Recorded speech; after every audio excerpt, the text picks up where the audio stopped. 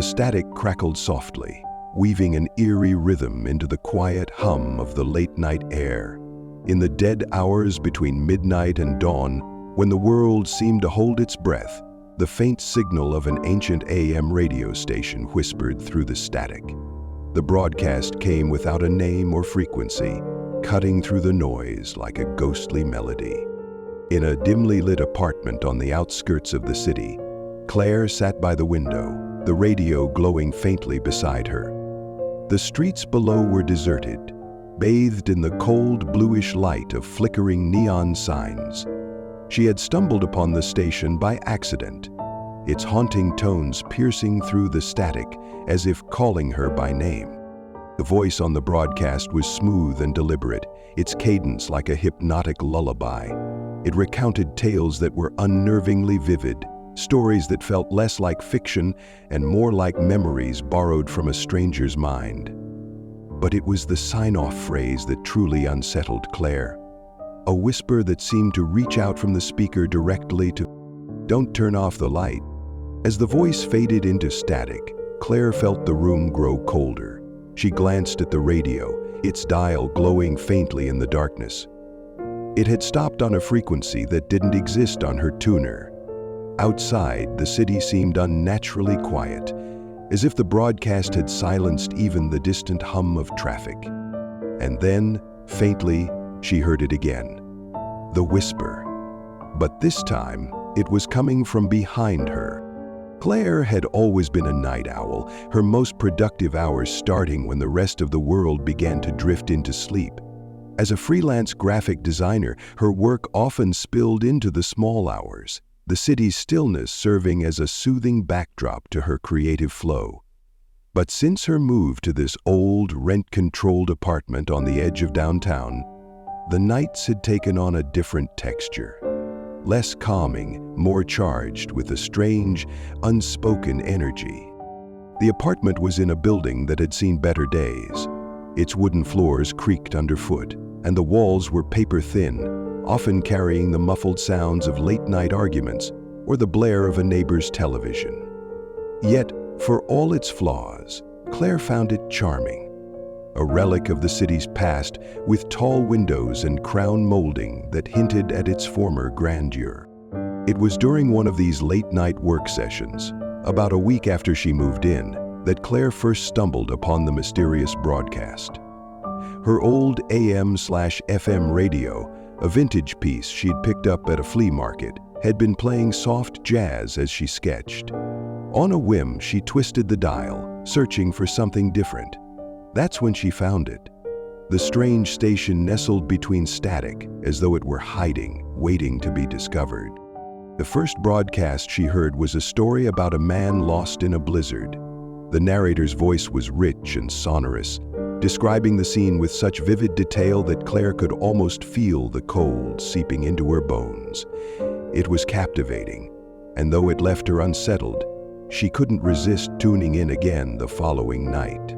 Each broadcast was unique, yet they all shared a common thread, a creeping sense of dread woven into every word.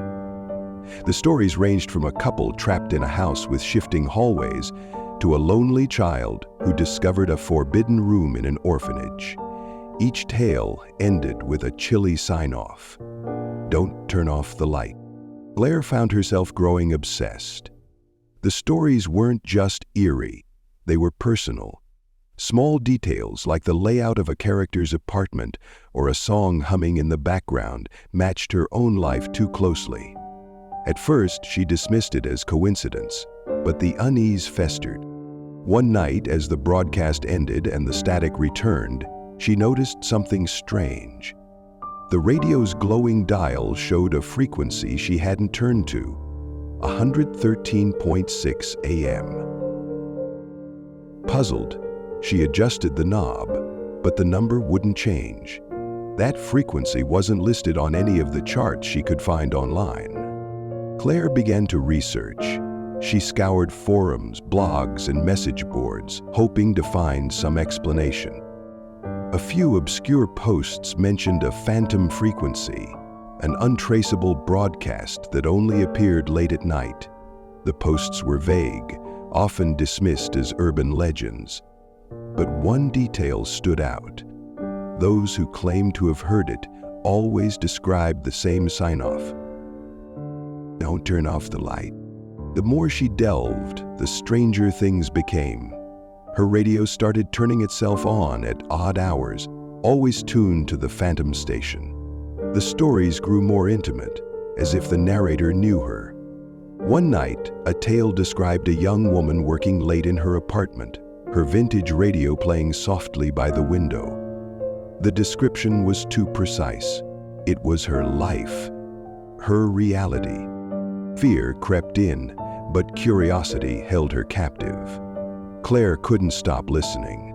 Each broadcast was like a puzzle piece, hinting at something larger, something she couldn't yet see. The narrator's voice began to haunt her dreams, whispering fragments of stories that felt like premonitions. And then came the night when the broadcast changed. The voice, usually calm and measured, sounded urgent, almost panicked. "To those still listening," it said, "there's little time. You've been marked. The light is the only thing keeping them at bay." Claire's heart raced as the static returned. Marked? By what? She stared at the radio, its glow casting long shadows across the room. Outside, the city was deathly quiet, the streets shrouded in an unnatural stillness. That was when she noticed the light in the hallway flickering. Claire's pulse quickened as she stared at the hallway light. It flickered once, twice, and then dimmed, leaving the corridor bathed in an eerie half-light. She reached for her phone, only to realize it was dead. She had left it charging just minutes ago. The air felt heavier, charged with an oppressive weight. From the hallway came the faint sound of something shuffling, the soft scrape of movement too deliberate to be a creak or settling wood.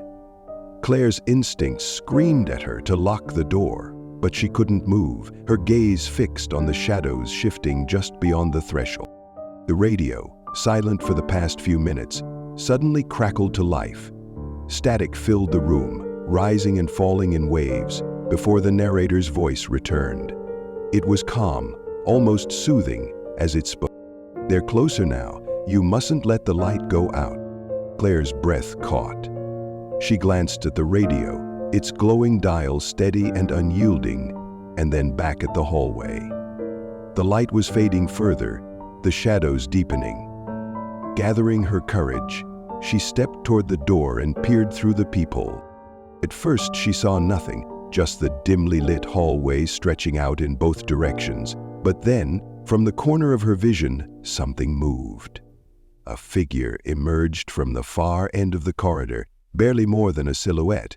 It walked with a strange, lurching gait, its limbs bending at unnatural angles. Claire stumbled back, her heart hammering in her chest. She fumbled for the lock, twisting it with trembling hands. The radio's static intensified, the narrator's voice cutting through once more. "Do not look directly at them. They hunger for attention, for acknowledgement. Stay in the light." She grabbed the lamp on her desk and turned it toward the door, its yellow glow casting long, trembling shadows across the walls. The figure outside moved closer, its uneven steps growing louder. Claire could hear it now, a faint, wet sound, like something dragging across the floor. "Claire!" Desperate, she searched the room for more light sources. She turned on every lamp, every overhead light, until the apartment was bathed in a warm, golden glow. But the figure didn't stop. It was outside her door now, its shadow visible beneath the gap. The radio hissed again. "They are drawn to the quiet, to the dark. Keep listening. Keep the light alive." Claire didn't know what to do. The air felt colder, the temperature dropping rapidly. Frost began to form on the windows, delicate patterns spreading like veins.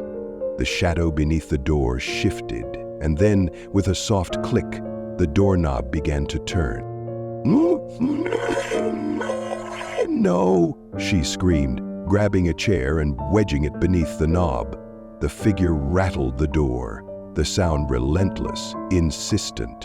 Claire backed away, clutching the lamp as if it were a talisman. "Claire," the narrator's voice returned, lower this time, almost a whisper. "There's still a way out, but you must act quickly. The light will guide you. Trust it." Claire's gaze darted to the radio. The glow from its dial seemed brighter, pulsing faintly as if beckoning her. She approached it cautiously, her hands shaking. The narrator continued. "Take the radio, go to the roof. Do not stop, no matter what you hear." The roof? The idea seemed insane, but there was no time to question it. The figure outside was pounding on the door now, the wood splintering under the force. She grabbed the radio, clutching it tightly as she threw open the door to her apartment and bolted for the stairwell. The hallway was colder than her apartment, the frost creeping up the walls. She could feel them, other figures, lurking just beyond the edges of her vision. The radio buzzed in her arms, its faint hum steadying her frayed nerves. Up the stairs she ran, her breaths coming in ragged gasps. The sound of pursuit echoed behind her. Uneven footsteps, the dragging, wet sound of something unnatural. She didn't dare look back. The narrator's voice guided her. "Almost there. Keep going. Now." Finally, she reached the top floor. The door to the roof loomed ahead, its edges glowing faintly with the promise of escape. She pushed it open and stumbled onto the rooftop. The city sprawled out beneath her like a glittering sea. But the lights of the city seemed dimmer, as though a veil had fallen over them. The air was still, unnaturally quiet. Claire turned, her eyes scanning the roof for any sign of what she was supposed to do next. The radio crackled. "Hold it high. Let the light connect you." Dark. With shaking hands, she lifted the radio above her head. Its glow intensified, casting a circle of light that seemed to push back the darkness.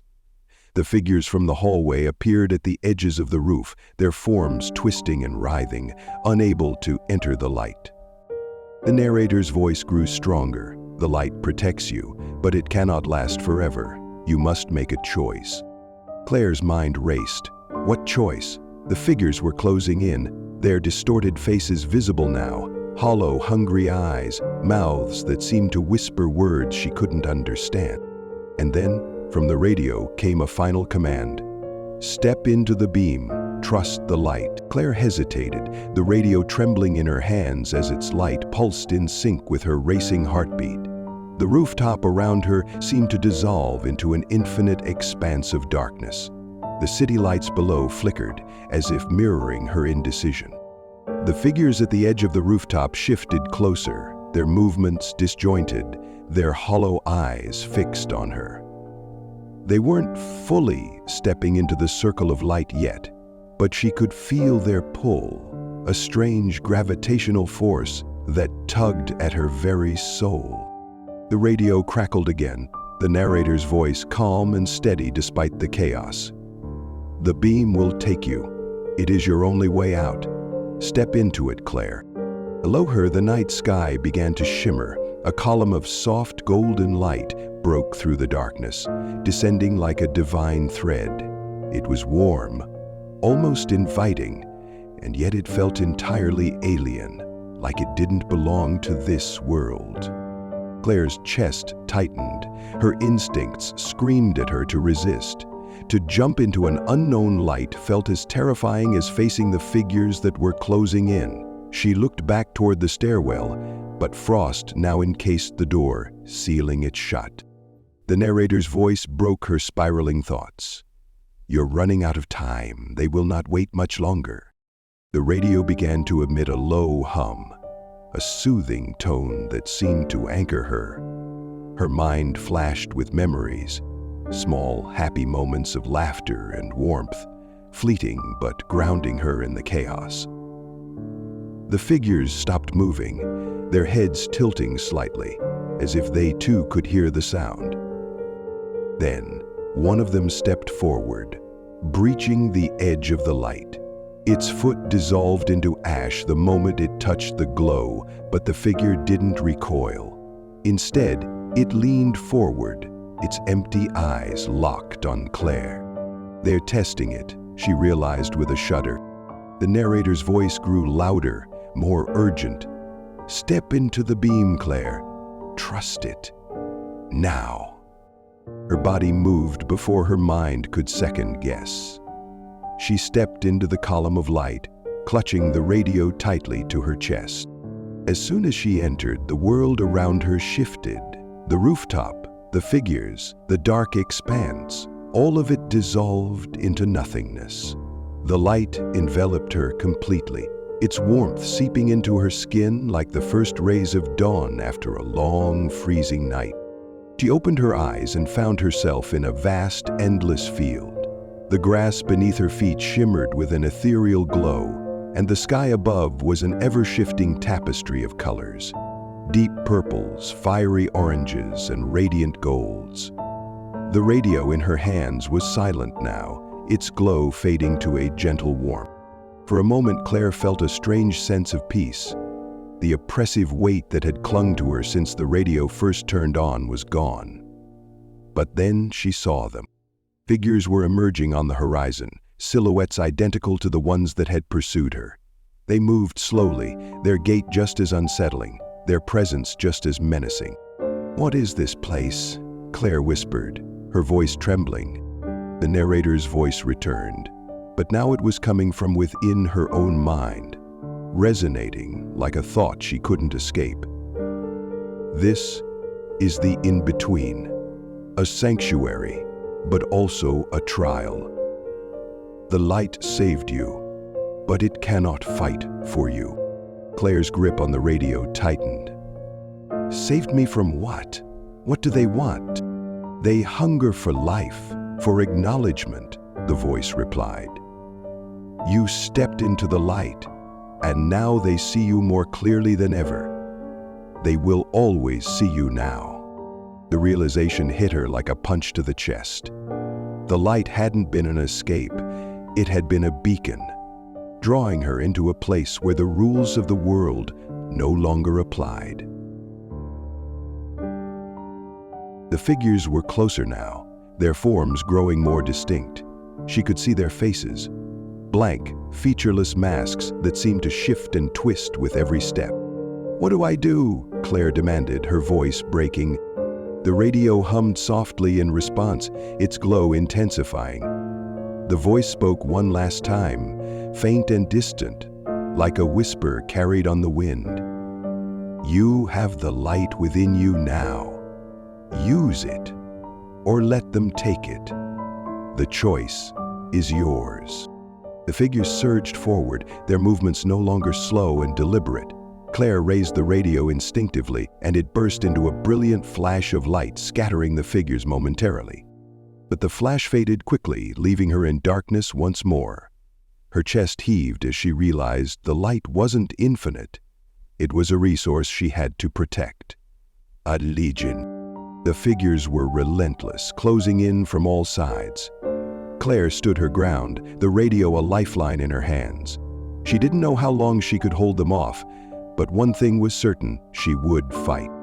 The light hadn't just saved her, it had chosen her, and now, in this strange, endless liminal space, she would have to learn how to wield it. The world around Claire seemed to hold its breath, the air vibrating with an electric tension. She stood in the endless field, the radio in her hands pulsing faintly, a quiet but steady heartbeat of light in the overwhelming dark. The figures had paused, their movements erratic, as if calculating their next move. Though their silence was unnerving, Claire found herself taking a deep breath, the air filling her lungs with a strange calm. She wasn't entirely alone anymore. The light within the radio, faint as it was, seemed to hum in time with her thoughts. "You're still here," she whispered, her voice trembling but resolute. The radio didn't respond, but its warmth spread through her fingers, a small reassurance. The field stretched out endlessly, a blank canvas waiting to be shaped by her will, or perhaps her fears. The figures began to circle her, their forms flickering like faulty projections, but they didn't advance further. Claire began to walk, her steps tentative at first, then more deliberate. She didn't know where she was going, only that she couldn't stay in one place. The figures followed at a distance, their blank faces a reminder of the thin line she walked between safety and danger. As she moved, the field began to change. The shimmering grass beneath her feet shifted into soft, pale sand. The horizon blurred, and suddenly she was standing on the edge of a vast, still ocean. The water mirrored the sky, reflecting its swirling colors, creating an endless expanse of beauty and unease. The figures stopped at the edge of the sand, as if tethered to the land. For the first time since she'd entered this strange place, Claire felt a sliver of control. She turned to face them, holding the radio out like a talisman. Its light flared slightly, causing the figures to recoil. "You don't belong here," she said, her voice steady despite the fear knotting in her stomach. The figures didn't respond, but their forms began to shimmer, their edges dissolving into wisps of shadow. One by one they faded until the beach was empty, save for Claire and the endless expanse of water. She lowered the radio, its light dimming but not extinguished. The silence was profound, wrapping around her like a heavy blanket. She sank to her knees in the sand, her body trembling from the adrenaline coursing through her veins. For the first time in what felt like hours, or maybe days, Claire allowed herself to breathe deeply. The strange sky above her began to shift, its vibrant colors softening into hues of dawn. The horizon, once stark and distant, seemed to draw closer, as if the world was beginning to stitch itself back together. The voice from the radio returned, softer now, almost gentle. "You've taken your first step, Claire. The light is a part of you now. Trust it, and it will guide you home." Home. The word felt foreign, almost unreachable. Yet, as she looked out at the endless ocean, she felt a quiet determination take root. She wasn't entirely free of this place, not yet, but she was stronger now, and the light, her light, was proof of that. The sand beneath her feet began to shift, pulling her gently toward the water's edge. She didn't resist. Instead, she let the current guide her, the radio glowing softly in her hands. The figures might return, and the challenges ahead might be greater than anything she had faced so far. But Claire knew one thing for certain: she wasn't lost anymore. She was the keeper of the light now, and no matter how dark the path ahead became, she would walk it with courage. As Claire stepped into the shimmering waters, the radio's light pulsing in harmony with her heartbeat, a single truth resonated through the silence. The darkest nights will always yield to the smallest, brightest light. This concluding line wraps up Claire's journey with a hopeful yet haunting tone, leaving a lasting impression on the audience. Let me know if you'd like further refinements or additions.